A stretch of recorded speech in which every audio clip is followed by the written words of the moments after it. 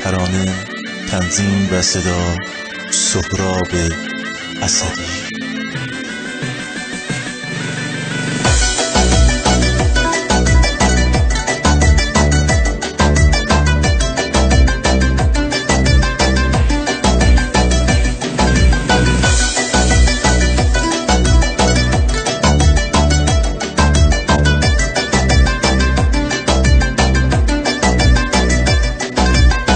توی زندگی من خیلی عشقا بودن، ولی هیچکی مثل تو نبود.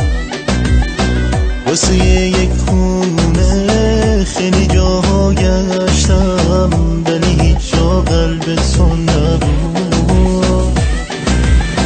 به رنگ زندگیمه سیاهی دو چشمات نشونشم این رنگ زردم. جون و عمر و جسم و نزد چشمات کردم، الهی دور تو بگردم.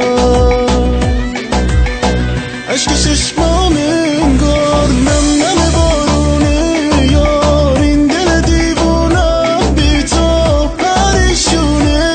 یار یار دل سرد من، درمونی و درد من، دیگه نگو ای دیوونه دست از من بردار.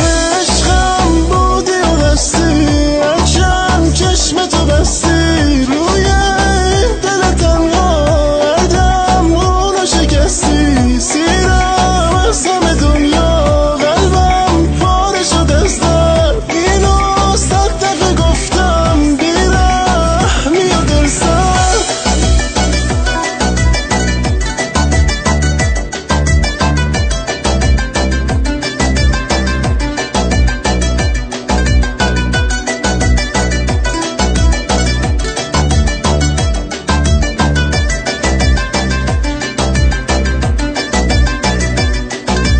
تو چشام نگاه کن، اسممو صدا کن،